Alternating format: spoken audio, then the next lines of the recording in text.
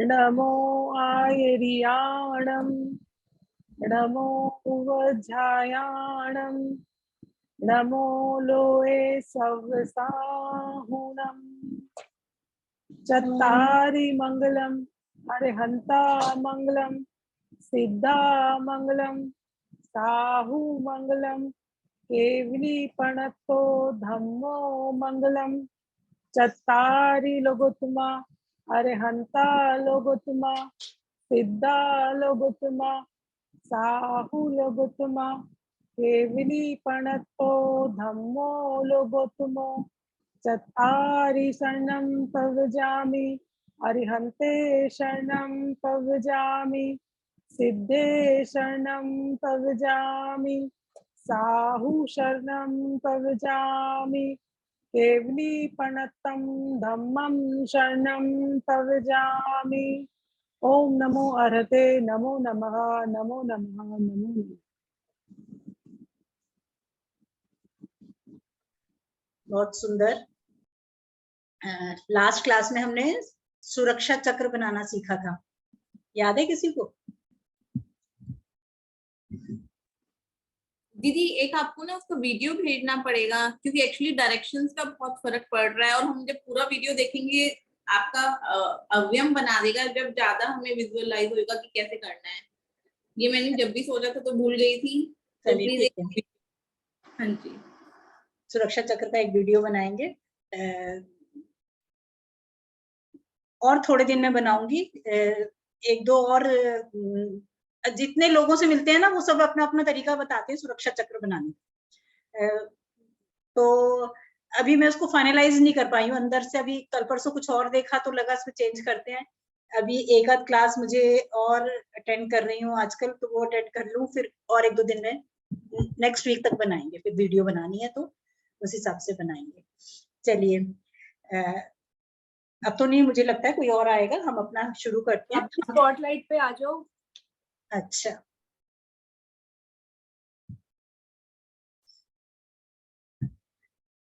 हम अपना शुरू करते हैं। हमारा चैप्टर चल रहा है नव देवता। अब नव देवता का नाम ज्यादा नहीं क्वेश्चन करूंगी, थोड़े क्वेश्चन करूंगी। ऋतु सेठी बता देगी नव देवता के नाम। अरिहंत, सिद्ध, आचार्य, उपाध्याय, सर्व साधु, जैन धर्म, जैन जैन आगम, जैन चैत्य, जैन चैताग्य। गुड, ठीक है। फिर हमने सबसे पहले शुरू किया अरिहंत से। अरिहंत को पढ़ रहे हैं, अरिहंत की डेफिनेशन करी, फिर अरिहंत के 46 गुणों की चर्चा करनी शुरू करी। उस चर्चा में हमने सबसे पहले फर्स्ट 4 मतलब अनंत चतुष्टय को समझा, जो कि सभी केवलियों में होते हैं। ये सबसे ज्यादा मेन बात क्या है, जिनके भी 4 कर्म नष्ट हुए, केवल ज्ञान उत्पन्न हुआ, उन सभी को ये अनंत चतुष्टय होता है, चाहे वो तीर्थंकर हैं या नहीं है। क्योंकि जो हम अरिहंत के 46 गुण की बात करते हैं, वो 46 गुण सिर्फ तीर्थंकरों में होते हैं। 46 के 46 गुण सिर्फ तीर्थंकरों में होते हैं। अरिहंत परमेष्ठी में कुछ परमेष्ठी तीर्थंकर होते हैं और कुछ नहीं होते। ये सब आप लोग समझते हो, जानते हो। तो जिनके 46 के 46 गुण होते हैं वो तीर्थंकरों के होते हैं। और ये जो अनंत चतुष्टय है, अनंत दर्शन, अनंत ज्ञान, अनंत सुख और अनंत वीर्य रूप, इन 4 कर्म, जो हमारे 4 घातीय कर्मों के नाश होने से ये 4 गुण प्रकट होते हैं, ये सभी केवलियों के प्रकट होते हैं, जिनको भी केवल ज्ञान प्रकट होता है। जिन्होंने भी 4 कर्मों का नाश किया, ये 4 गुण उनमें आए। बाकी सारे, फिर उसके बाद हमने पढ़े 8 प्रातिहार्य, जो कि सिर्फ समुशरण में ही होते हैं, तो इसलिए सिर्फ तीर्थंकरों के ही होते हैं। फिर हमने 34 अतिशयों का वर्णन शुरू किया। वो 34 अतिशय भी जो हैं, उसमें 3 कैटेगरी हैं 34 अतिशय में। जन्म के 10 अतिशय, केवल ज्ञान के 10 अतिशय और देवव्रत 14 अतिशय। तो उसमें भी जन्म के जो 10 अतिशय हैं वो ऐसा है, मोस्टली तो सारे के सारे तीर्थंकरों में ही होते हैं, लेकिन कोई कोई किसी भी केवली में हो सकता है। और ऐसे ही जो केवल ज्ञान के 10 अतिशय हैं उनमें से भी कोई किसी में हो सकता है, लेकिन तीर्थंकरों में सभी होते हैं। अब हमारा एक इसमें रह गया था देवकृत 14 अतिशय, जो आज हमें करना है। ये भी देवकृत 14 अतिशय मोस्टली तीर्थंकरों के ही होते हैं। जब वो समूहशरण की रचना होती है इंद्रों द्वारा, कुबेर द्वारा, उसमें जो इन अलग अलग देव आके अलग अलग कार्य करते हैं, तो वो मोस्टली सभी तीर्थंकरों के समूहशरण में ही से रिलेटेड सारे ये अतिशय हैं। तो ये चीज हमें बिल्कुल क्लियर कॉन्सेप्ट होना चाहिए। केवल ज्ञान प्रकट होने पर अनंत चतुष्टय उत्पन्न होता है, वो सभी केवलियों के होता है। बाकी के ये जो गुण है वो सब तीर्थंकरों का ही वर्णन है, ये सभी अरिहंतों के लिए नहीं है। हम ऐसा मन में नहीं विचारें कि जिसके भी 4 कर्म नाश हुए उन सबको ऐसा होता है, नहीं, ठीक है, क्योंकि उनके तो समूहशरण ही नहीं होता। जो तीर्थंकर में है नहीं, उनके समूहशरण ही नहीं होता, तो कोई वाणी घिरने वाली बात नहीं है, कोई समूहशरण की रचना नहीं है। तो इन देवकृत 14 अतिशयों में ये नाम से ही समझ में आ रहा है कि केवल ज्ञान के बाद देवों द्वारा ये अतिशय किए जाते हैं। अतिशय मतलब एक खास चीज, अनोखी चीज जो नॉर्मली नहीं होती, डिफरेंट चीज होती है। और ये जो वो करते हैं, वो क्यों करते हैं? प्रभु के प्रति राग के कारण, प्रभु की भक्ति करने के लिए। ये देव, एक ये खास बात है कि ये जो देव करते हैं ये प्रभु की भक्ति के राग में करते हैं, ठीक है। सबसे पहला ये जो अतिशय है वो है अर्धमागधी या सर्वाधमागधी भाषण। मतलब भगवान का जो दिव्य ध्वनि खिरती है वो ओंकारमयी ध्वनि होती है, और हर एक जीव जो वहां बैठा है समूहशरण में, सब अपनी अपनी भाषा में उसको समझते हैं। जो प्रभु की भाषा खिरती है वो कोई मुख से, उनके होठ हिलते हुए नहीं दिखाई देते, उनके सर्वांग से ओंकारमयी। वैसे सुनाई क्या देगा? सिर्फ ओम सुनाई देगा, और वो सब जगह से, उनके हर शरीर के भाग से निकलता है, वो कोई मुख से नहीं बोलते, उनके हर शरीर के भाग से निकलता है, और सब लोग अपनी अपनी भाषा में सुनते हैं और समझते हैं। तो ये जो किया जाता है ये मागध जाति के देवों द्वारा, एक तरह के व्यंतर देव होते हैं, मागध जाति के व्यंतर देव होते हैं, वो ये काम करते हैं। भगवान की अमृतमयी वाणी सब जीवों के लिए कल्याणकारी होती है, तथा मागध जाति के देव, व्यंतर देव, उन्हें सर्व भाषाओं में परिणमा देते हैं। इसी निमित्त से भगवान की वाणी का लाभ पशु पक्षी भी ले लेते हैं। यह वाणी 4 कोस तक सुनाई देती है। एक पुराने श्रुत सागर मुनि हुए हैं, श्रुत सागर सूरी के अनुसार भगवान की वाणी आधी अर्धमागधी और आधी सर्व भाषात्मक होती है, इसलिए ये दोनों नामों से जानी जाती है। हम कहीं कहीं भी देखेंगे तो कहीं अर्धमागधी लिखा होता है, कहीं सर्वाधमागधी लिखा होता है। तो उन्होंने इस चीज को क्लियर किया कि क्यों ऐसा है, कि कोई कैसा कह रहा है, क्यों कैसा कह रहा है।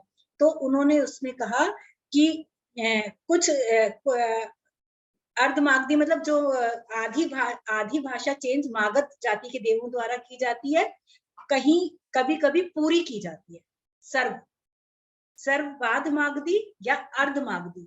कभी कभी प्रभु की थोड़ी बात को वो चेंज करते हैं, कभी पूरी को करते हैं, तो इसलिए दोनों तरह से होता है। इसलिए कोई कहीं उसको अर्धमागधी कहते हैं, कोई कोई इसको सर्वाधमागधी मानते हैं। तो ये श्रुत सागर सूरी ने इस चीज को क्लियर किया था अपने एक शास्त्र में।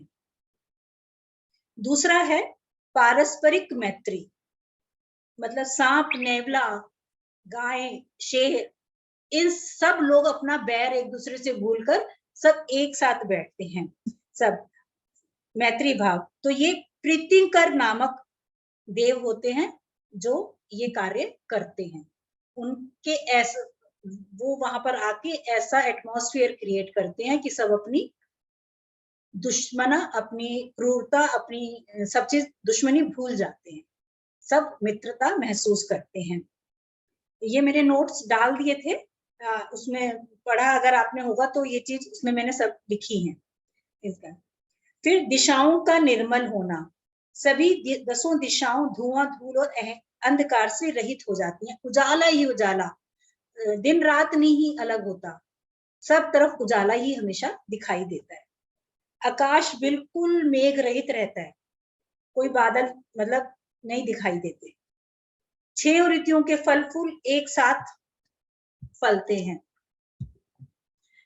कहीं भी अगर हम पुरानी स्टोरीज पढ़ेंगे तो उसमें देखेंगे राजा को कोई एक साथ सारे फल फूल एक ही साथ सब ऋतुओं वाले लेके गया, तो उससे वो समझ गए कि कहीं प्रभु का समोशरण चल रहा है, तभी सभी ऋतुओं के फल एक साथ नजर आ रहे हैं। मतलब इतनी बड़ी बात है ये कि अगर सब ऋतुओं के फल फूल एक साथ दिखाई दे रहे हैं तो राजा समझ गया कि कहीं समोशरण हमारे आसपास आया है। ये स्टोरीज में, पुरानी कथाओं में देखने को बातें मिलती हैं। बहुत अच्छा लगता है अगर हमको ये चीज समझ में आ रही है और हम कहीं कोई स्टोरी पढ़ रहे होंगे तो ये लाइन अगर आएगी तो हमको लगेगा हाँ ये चीज हम जानते हैं कि क्यों है ऐसा। भगवान के विहार क्षेत्र में पृथ्वी धन धान्य से परिपूर्ण हो जाती है। 6 ऋतुओं के फल फूल एक साथ आ जाते हैं।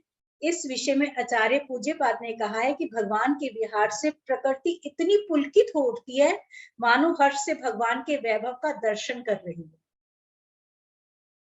कितनी सुंदरता बताई है कि इतनी प्रकृति भी खुश हो जाती है जब प्रभु को देखती है और प्रफुल्लित हो जाती है, और 6 सभी ऋतुओं के फल फूल इकट्ठे सब महकने लगते हैं उस समय। फिर दर्पणवत निर्मल पृथ्वी, 1 योजन तक पृथ्वी दर्पण की तरह स्वच्छ निर्मल रत्नमय मनोहारी बन जाती है। ये सब देव करते हैं। मंद और सुगंधित हवा का चलना, जिधर भगवान का विहार होता है उधर मंद मंद सुगंधित हवा इस तरह बहती है मानो भगवान के आगमन की सूचना दे रही हो। उस शीतल वायु के स्पर्श से असाध्य रोग तक भी दूर हो जाते हैं। फिर भूमि का निष्कंटक होना, प्रभु के समोशरण के पास 1 योजन तक पृथ्वी धूल, कंटक, तृण, कीट, रेत आदि चुभने वाले पदार्थों से रहित हो जाती है। आकाश में जय ध्वनि, भगवान के विहार काल में देवों और मनुष्य द्वारा की गई जय ध्वनि से सारा आकाश गुंजायमान आनंदित हो जाता है। सुगंधित जल की वृष्टि, मेघ कुमार जाति के देव भगवान के आगे आगे सुगंधित जल की वृष्टि करते हैं। इससे जीवों के आताप दूर हो जाते हैं, सारे दुख दूर हो जाते हैं। चारों ओर आनंद ही आनंद, सभी जीवों में परम आनंद उमड़ पड़ता है। कहीं कोई दुख का नाम नहीं होता। जहां समोशरण आता है आसपास कोई बीमारी नहीं, कोई मतलब कोई गरीबी नहीं, बीमारी नहीं, गरीबी नहीं, अकस्मात निधन नहीं, सब आनंद में ही आनंद में होते हैं, सब खुशी ही खुश होता है। प्रभु का जब विहार होता है तो स्वर्ण कमलों की रचना, भगवान के विहार के समय उनके चरणों के नीचे आगे पीछे चारों ओर स्वर्ण कमलों की रचना देवगण करते हैं। जहां जहां भगवान चरण रखते हैं वहीं वहीं 225 स्वर्ण कमल का वन बन जाता है। जैसे प्रभु ने सेंटर में जैसे जहां भी पैर रखा तो उसके आसपास 32 फूलों के 7 गोलाकार बन जाती। पहले छोटा गोलाकार होगा, उसमें 32 होंगे, नेक्स्ट थोड़ा सा बड़ा हो जाएगा, उसमें 32, फिर थोड़ा सा और बड़ा होगा, फिर 32, फिर बड़ा। वो मैंने एक फोटो उसमें नोट्स में लगाई हुई है साथ में कि कैसे बनते हैं। तो ऐसे फूल बनते हैं और इससे ये क्लियर हो गया प्रभु का जो विहार होता है वो खड़े होके ही होता है और वो कदम नहीं बढ़ाते, बस दोनों पैर उनके इकट्ठे होते हैं और ऐसे आकाशगामी विहार करते हैं। वो हमने उनका पढ़ा था कि केवल ज्ञान होने से वो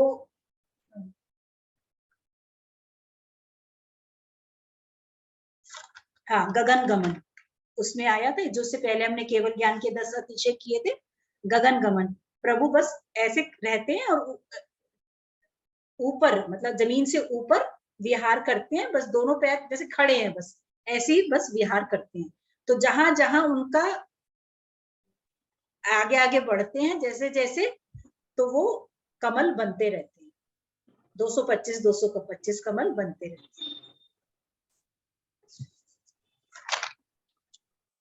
उनके आगे आगे जब भी उनका विहार होता है एक धर्म चक्र चलता है जिसमें 1000 आरे होते हैं। आरे पता है ना, जो ये ऐसे ऐसे अपने इसमें भी बना हुआ है, जैसे ध्वजा में सेंटर में अशोक चक्र में, हाँ ऐसे वो आगे धर्म चक्र चलता है, उसमें 1000 आरे होते हैं। भगवान के आगे सूर्य की तरह चमकने वाला एक सहस्त्र 1000 आरों वाला धर्म चक्र चलता है, जिसे यक्षेंद्र अपने मस्तक पर लेकर चलते हैं। धर्म चक्र प्रभु के इंद्रिय जय का प्रतीक है कि प्रभु ने अपनी इंद्रियों को जीत लिया है। धर्म चक्र समस्त विकारों पर विजय पाकर अपने पूर्ण आत्म साम्राज्य की उपलब्धि का सूचक है। और प्रभु के जब विहार होता है साथ में अष्टमंगल द्रव्य भी चलते हैं। अष्टमंगल द्रव्य लोक मंगल के सूचक हैं। ध्वजा, घंटा, कलश, दर्पण, पंखा, चंवर, छत्र, स्वस्तिक, ये हैं 8 मंगल। 8 मंगल द्रव्य अलग हैं, 8 अपने प्रातिहार्य अलग हैं, ठीक है ना। अपने पहले भी ये चर्चा हुई थी, हमने पहले भी क्लास में पढ़ा था दोनों के बारे में, 8 प्रातिहार्य और 8 मंगल द्रव्य की, जो राजेंद्र नगर के मंदिर में दोनों चीजें वहां पर रखी गई हुई हैं। 8 मंगल द्रव्य अलग हैं और 8 आपके प्रातिहार्य अलग हैं। ये अब हमारा अपना हो गया अरिहंत प्रभु का वर्णन, हमने पढ़ लिया। तीर्थंकरों का भी आ गया, अरिहंत का भी आ गया। अरिहंतों में कौन से गुण पाए जाते हैं और तीर्थंकरों में कौन से गुण पाए जाते हैं, ये सब हमें क्लियर हो गया। और किस कारण से पाए जाते हैं ये भी हमने थोड़ा थोड़ा समझ लिया। और जैसे जैसे इसको और पढ़ते रहेंगे और समझ में आता रहेगा। जब हम एक स्वाध्याय के उसमें आ जाते हैं ना, जब पसंद आना शुरू हो जाता है तो कहीं भी कुछ मिलता है तो हम उसको पढ़ते हैं, तो कुछ ना कुछ एड ऑन होता रहता है। आज कहीं किसी और बुक में से पढ़ेंगे तो हो सकता है उसमें कोई और एक नई बात समझने के लिए करने के लिए मिल गई। क्योंकि मैंने ये जो नोट्स बनाए ये भी मैंने 2-3 बुक्स पढ़ी हैं, और तो कहीं एक लाइन कुछ लिखी है, कहीं एक लाइन कुछ लिखी है, तो उसको जोड़ के कोशिश करी कि थोड़ा सा एक चीज फालतू हमारे पास इकट्ठी हो जाए। अब हम शुरू करेंगे सिद्ध भगवान के बारे में वर्णन। नव देवताओं में एक हमारा पहला हो गया अरहंत, और अब हम सिद्ध देवता के बारे में। चलो एक एक करके बताओ सिद्ध के बारे में आप लोग कौन अपने आप से क्या जानते हैं।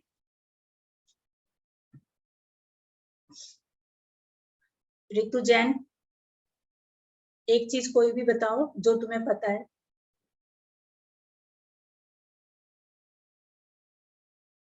ऋतु इसको छोड़ो, बुक को छोड़ो, बताओ वैसे बताओ जो जनरल पता है।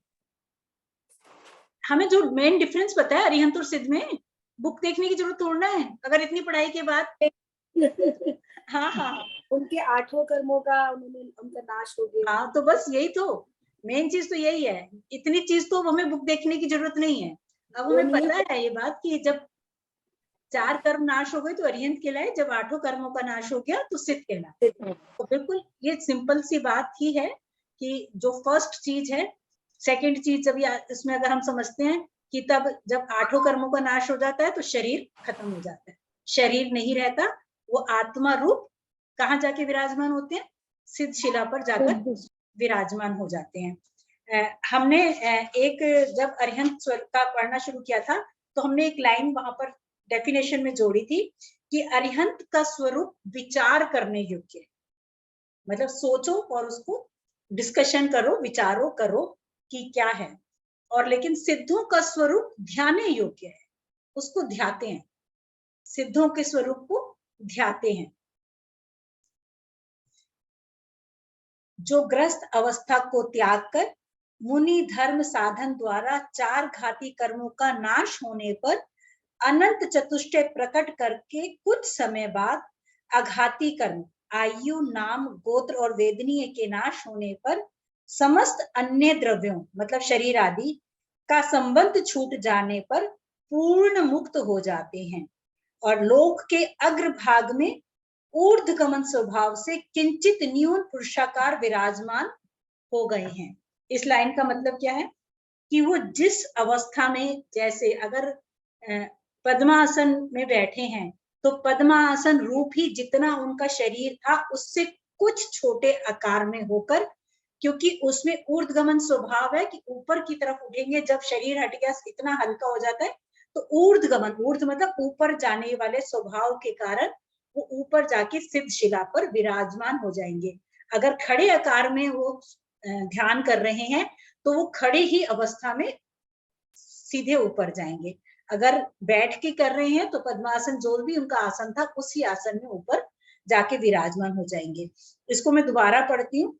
जो ग्रस्त अवस्था को त्याग कर, सबसे पहले तो उनके स्वरूप को ध्याते हैं, फिर जो ग्रस्त अवस्था को त्याग कर मुनि धर्म साधन द्वारा 4 घाती कर्मों का नाश होने पर अनंत चतुष्टय प्रकट करके कुछ समय बाद, समय लगता है कुछ, मैं अब अघाती कर्मों, आयु नाम गोत्र वेदनीय के नाश होने पर समस्त अन्य द्रव्यों, शरीर आदि का संबंध छूट जाने पर पूर्ण मुक्त हो गए हैं, पूरे मुक्त हो गए हैं और लोक के अग्रभाग में ऊर्ध्वगमन स्वभाव से किंचित न्यून पुरुषाकार विराजमान हो गए हैं। जिनके द्रव्य कर्म, भाव कर्म और नो कर्म का अभाव होने से समस्त आत्मिक गुण प्रकट हो गए हैं, वे सिद्ध हैं। अब द्रव्य कर्म क्या है, भाव कर्म क्या है और नो कर्म क्या है, जो भी कुछ इसके बारे में जो भी जानता है, रजनी कुछ बताओ, जो भी जानती है इस बारे में।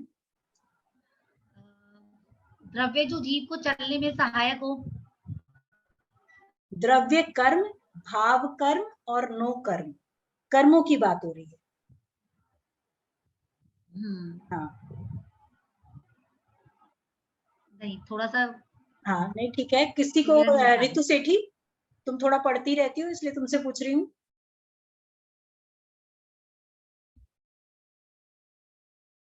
तो हमने कर्मों के बारे में पहले करा था, वो तो उनके ही करे थे ना, 8 कर्म होते हैं। हाँ हाँ, जो हमने 8 कर्म पढ़े हैं वो ही हैं द्रव्य कर्म, ठीक है ना, वो ही हमारे शरीर के साथ जो बंधते हैं, द्रव्य रूप बंधते हैं, है ना।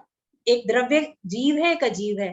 तो जो हमारे ये जो कर्म है, पुद्गल रूप कर्म है, जो शरीर के साथ जुड़ते हैं, जब हम एक शरीर छोड़ के दूसरे शरीर में जाते हैं तो वो कर्म वो हमारे साथ जाते हैं, वो पुद्गल कर्म हमारे साथ जाते हैं, वो है हमारे द्रव्य कर्म। जब वो द्रव्य कर्म बनते हैं तो जैसे हमारे भाव होते हैं, वो उस समय के जो भाव हैं वो भाव कर्म है। जैसे हम भाव भाते हैं वो है भाव कर्म, और जो वो बंधते हैं वो है द्रव्य कर्म। और नो कर्म जो हमारे साथ और चीजें हैं, हमारे दास दासी, शरीर, हमारे मकान, ये सब नो कर्म कहलाते हैं। ये जो हमारे साथ जुड़े हैं, जो हमारे को मिले हैं, जो हमारे, हाँ 9 कर्म, 9 नहीं, नो, न के ऊपर एक ओ की मात्रा, नो कर्म, 9 कर्म नहीं, नो कर्म, ये नाम है नो कर्म। न के ऊपर ओ की मात्रा, औ नहीं, ओ की मात्रा, नो कर्म। ये नो कर्म क्या है, ये हमारे शरीर आदि, जो ये हमारे साथ, जो हमारे को फैसिलिटीज हैं, जो हमारे साथ, हमारा घर, हमारे बच्चे, या हमारे दास दासी, और जितनी भी हमारी कार्य, हमारा घर, मतलब ये सब चीज जो हमको सुख शांति समझो या दुख समझो, जो ये हमारे साथ बंधा हुआ है, सब चीजें ये हमारे, क्योंकि अगर हम इनको सुख रूप मान रहे हैं तो ये तो हमारे और कर्म बंधते ही जाएंगे। जब हम इनको दुख रूप मान लेंगे कि इनको छोड़ना है, तो ही ये हमको आगे ऊपर की तरफ उठाएंगे। तो ये नो कर्म। तो जो सिद्ध प्रभु हैं वो सभी द्रव्य कर्म, भाव कर्म और नो कर्म से रहित हो गए हैं, है, अभाव होने से सारे आत्मिक गुण प्रकट हो गए हैं, वे आंटी सिद्ध है। हाँ आंटी, ये जो भाव कर्म है, जब हम मृत्यु के टाइम होता है तब जो हमारे भाव बनते हैं, वो क्या, किसके टाइम? जब हमारी मृत्यु होने वाली होती है उस time? Every time, every time. अच्छा, में जैसे भी हम, क्या ये जो कर्म तो हमारे सारे हमेशा बंधते ही जा रहे हैं ना। अभी हम क्लास कर रहे हैं तब भी अच्छे बुरे कर्म सब बंध रहे हैं। हम सो रहे हैं तब भी कर्म बंध रहे हैं। जैसे जैसे हमारे अंदर विचार तो चलते रहते हैं ना।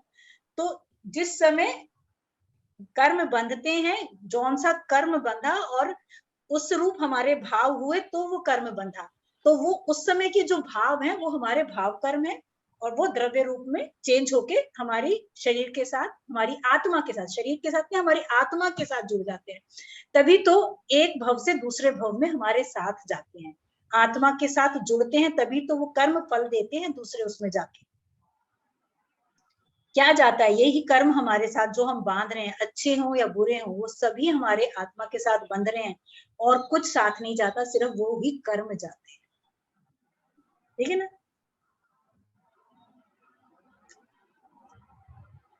तो 8 हमारे कर्मों का नाश होता है प्रभु के, और 8 ही गुण प्रकट होते हैं। अभी एक बार फिर से थोड़ा सा बीच में वो करूंगी, ये 9 कर्म अभी भी मेरे को थोड़ा सा क्लियर नहीं हो रही है।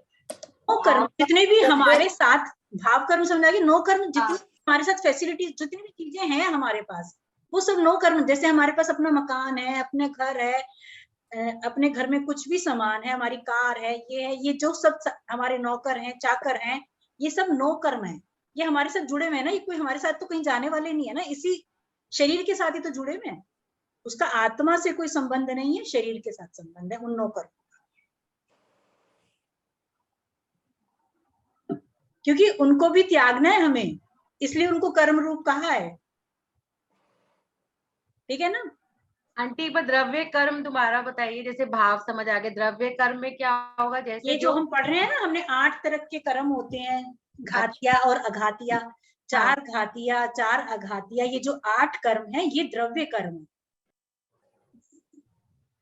आज मैंने कोई दर्शन करने जाने वाला था मंदिर के, मैंने कह दिया अरे क्यों जा रहे हैं, छोड़ो हम बैठे हैं ना, बात कर रहे हैं, आप ही मत जाओ।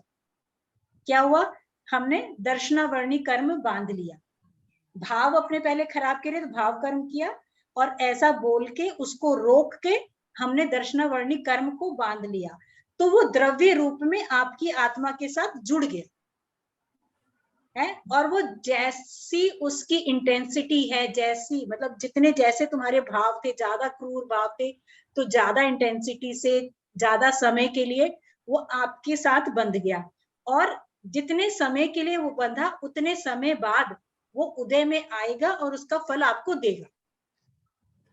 क्योंकि आपने किसी को दर्शन करने में बाधा करी, तो कभी भी वो, जब भी वो उसका समय पूरा होगा, वो जब फल देने वाला होगा, जब वो पक जाएगा, कहते हैं ना जैसे फल जब डाली पे पक जाता है, तो जब वो डाली पे पक के अपने आप गिर जाता है, उसी तरह ये कर्म जब पक जाता है तो अपना फल देके और झड़ जाता है।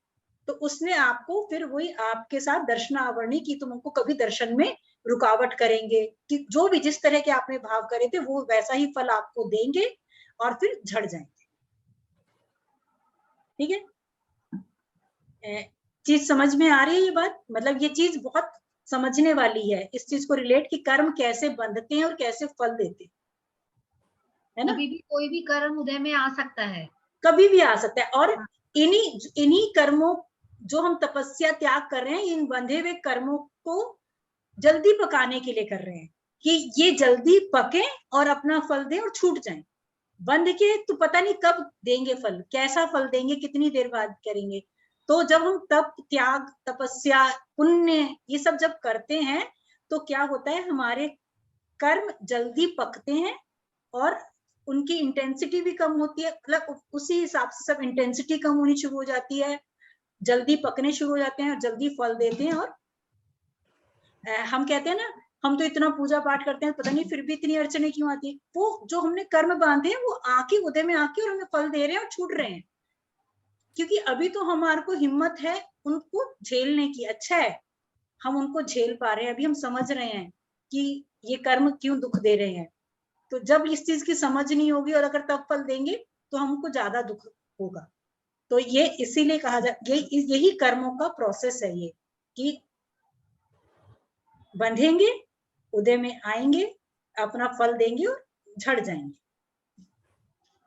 और फिर जब एक बार कर्म झड़ गया, वो दोबारा, जैसे फल एक बार डाली से टूट गया तो लग नहीं सकता ना, ऐसी वो कर्म एक बार झड़ गया तो झड़ गया, उसने उदय में आया और वो छूट गया, वो कोई दोबारा आपको तंग कर, अगर दोबारा कुछ हो रहा है तो इसका मतलब आपने कोई और कर्म किया, उस दूसरे का फल आ रहा है। और आप जितना भी कुछ हमारे साथ हो रहा है, किसी के भी साथ जो भी कुछ आ रहा है, वो हमारा करने का ही है, किसी और का नहीं है। उसको कम ज्यादा कर सकते हैं, हम ही कर सकते हैं, कोई और नहीं कर सकता।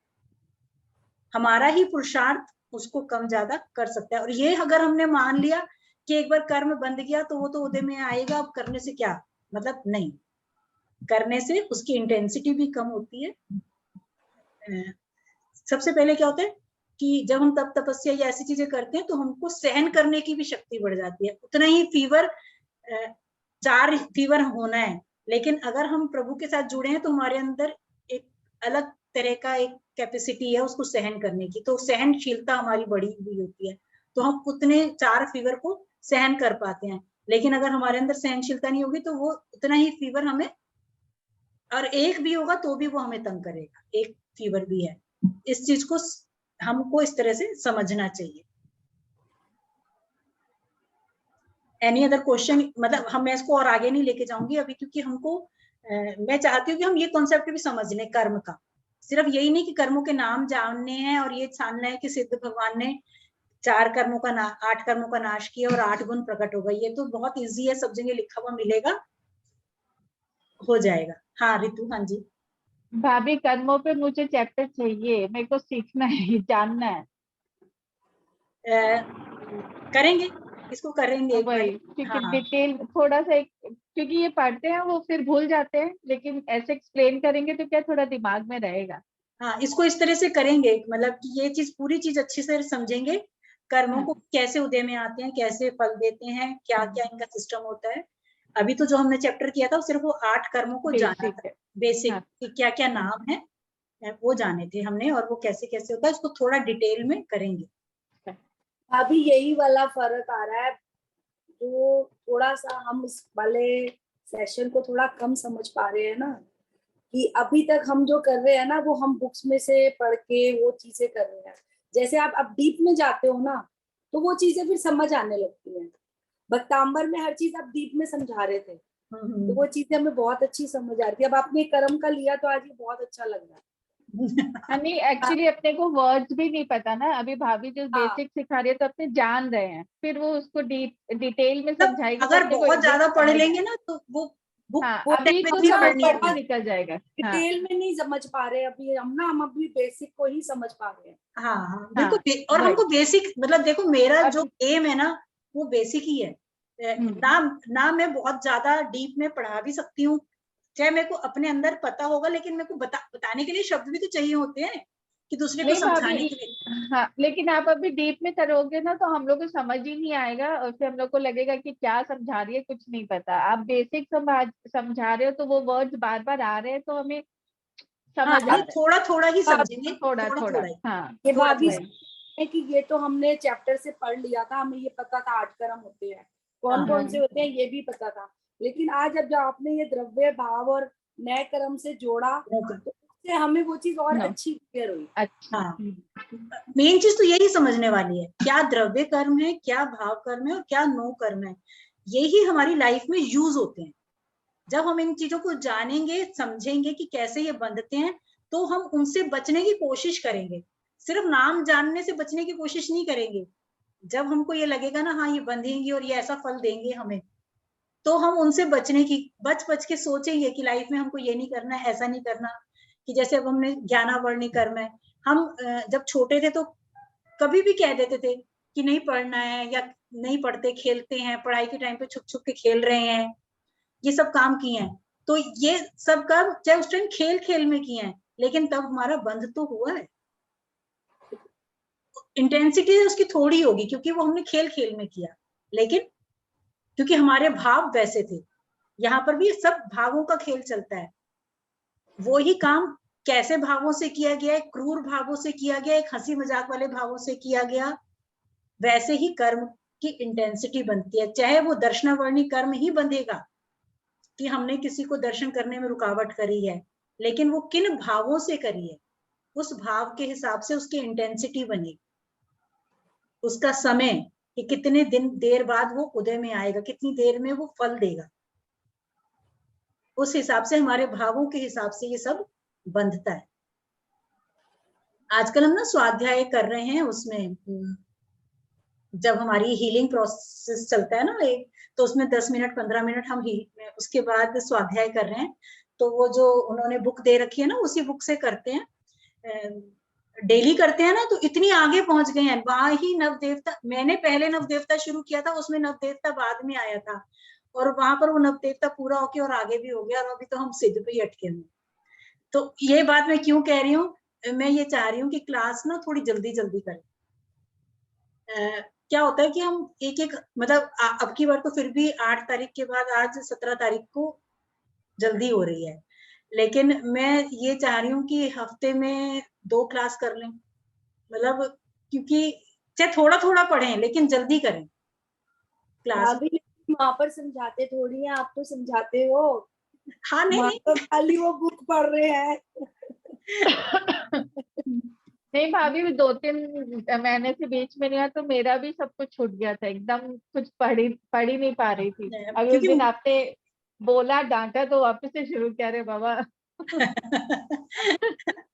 आप हमारे को आपकी डांट चाहिए होती है, हम तब वापस हाँ एक्चुअली हम छोड़ देते हैं, हम बिल्कुल छोड़ देते हैं हर चीज को फिर। हाँ तो 10 लाखनी शुरू हो जाएंगी तो थोड़ा सा मुश्किल हो जाएगा ना, वो 10 नहीं, दिन। 10 लाखनी में तो नहीं वो करेंगे तो क्लास, हाँ 10 लाखनी में। दिन तो चलो। लेकिन मैं आपको फिर भी कहूंगी, क्या जो अगर अपना रूटीन में स्वाध्याय कर रहे हो तो बहुत अच्छी बात है, लेकिन अगर रूटीन में स्वाध्याय नहीं कर रहे हो तो हम 10 लाखनी में भी क्लास कर सकते हैं। कर नहीं, लेकिन मैं तो यही चाहूंगी कि 10 दिन आप अपना एक रूटीन बनाओ कि उसमें स्वाध्याय का एक टाइम जरूर होना चाहिए।